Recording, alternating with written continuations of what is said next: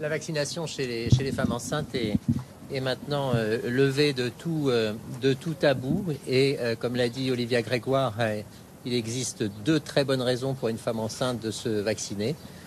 3 même. Une pour elle-même, une pour ses compatriotes, mais aussi pour l'enfant à naître que ces femmes portent, puisque une infection Covid au 3e trimestre de la grossesse, et maintenant avec cette forme beaucoup plus virulente dès le 2e trimestre de la grossesse, peut avoir des conséquences dramatiques pour la maman, avec des insuffisances respiratoires qui sont alors plus sévères que lorsqu'on n'est pas enceinte, et également pour le fœtus, puisque elles peuvent le priver d'oxygène de façon brutale et prolongée.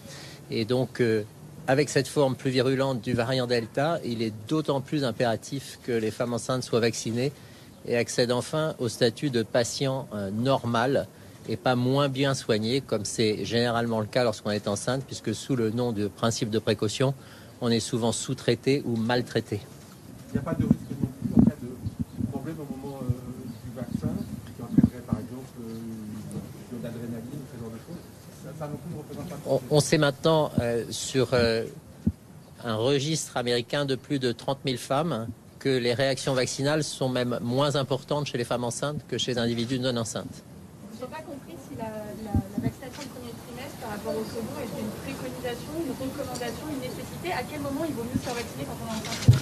Le plus tôt possible, c'est-à-dire dès le 1er trimestre, et en tout cas suffisamment tôt pour pouvoir couvrir la période la plus critique, celle où l'utérus et donc le ventre appuie le plus sur sa cage thoracique et peut en soi poser des problèmes respiratoires, c'est-à-dire le 3e trimestre.